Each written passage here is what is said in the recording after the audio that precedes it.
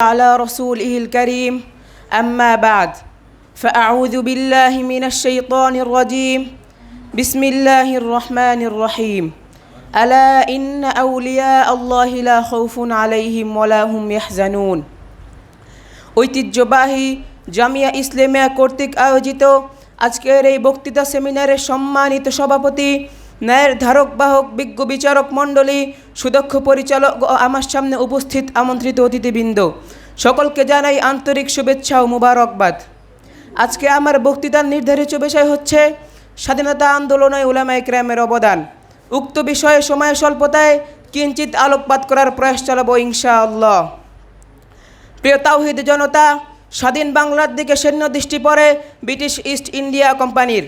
তারা হিন্দু কিছু প্রভাবশালী মন্ত্রীদের সাথে আদাত করে মসনদের লোভ দেখিয়ে মীর জাফরকে দলে এনে 1757 সালের 23 জুন পলাশীর প্রান্তরে এক প্রহসনমূলক যুদ্ধের মাধ্যমে বাংলার শেষ স্বাধীন নবাব সিরাজউদ্দৌলার কাছ থেকে স্বাধীনতার সূর্য হরণ করে নেয়।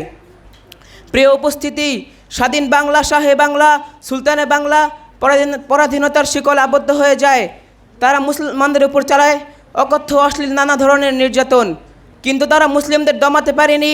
মীর কাসেম, সুফি দরবেশ ফকির মজনু শাহ, হাজি শুরিয়াতুল্লাহ, সৈয়দ নেসর আলী তিতুমির সহ আর অনেকেই স্বাধীনতার যুদ্ধে ঝাঁপিয়ে পড়েছেন।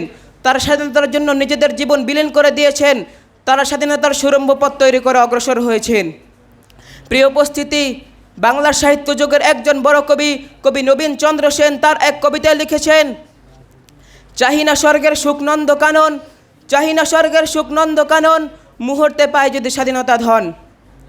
প্রিয় তাওহীদ জনতা, 1920 সালে আমাদের পূর্বপুরুষ হযরত মাওলানা মাহমুদ হাসান দেওবন্দি রহমতুল্লাহি আলাই, তিনি মাল্টার আন্দামান দ্বীপ থেকে মুক্তি পেয়ে ইংরেজদের বিরুদ্ধে জিহাদের ডাক দিয়ে যে স্বাধীনতা অর্জন করেছেন, সেই ইতিহাস আমাদের স্বাধীনতা আন্দোলনের প্রকৃত ইতিহাস। তার আগে 1803 সালে হযরত মাওলানা শাহ আব্দুল আজিজ মুহাদ্দিস দেহলভী রহমতুল্লাহি আলাই, তিনি ইংরেজদের বিরুদ্ধে জিহাদের ডাক দিয়ে শান্তির রাজত্ব কায়েম করে যে স্বাধীনতা অর্জন করেছেন, সেই ইতিহাস আমাদের স্বাধীনতা আন্দোলনের প্রকৃত ইতিহাস। মুহতারাম হাজিরিন, তাই আমি আজকে বলে দিতে চাই, স্বাধীনতা কারো বাপদাদার পৈতৃক সম্পত্তি নয়।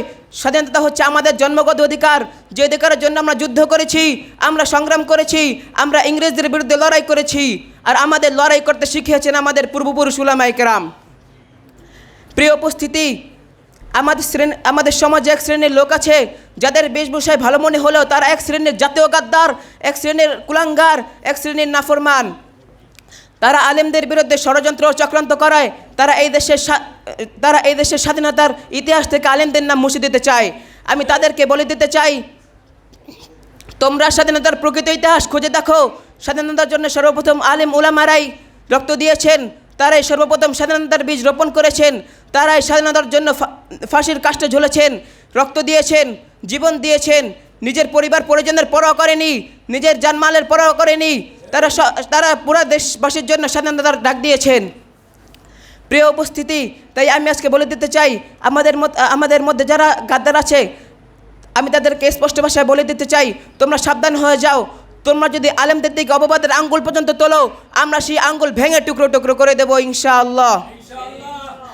আল্লাহ তাআলা আমাদেরকে স্বাধীনতার ইতিহাস জেনে বুঝে এর করণীয় সম্পর্কে সজাগ দৃষ্টি রাখার তৌফিক দান করুন। আমিন। নাসরুম মিনাল্লাহি ওয়া ফাতহুন করিব ওয়া বাশশিরিল মুমিনিন।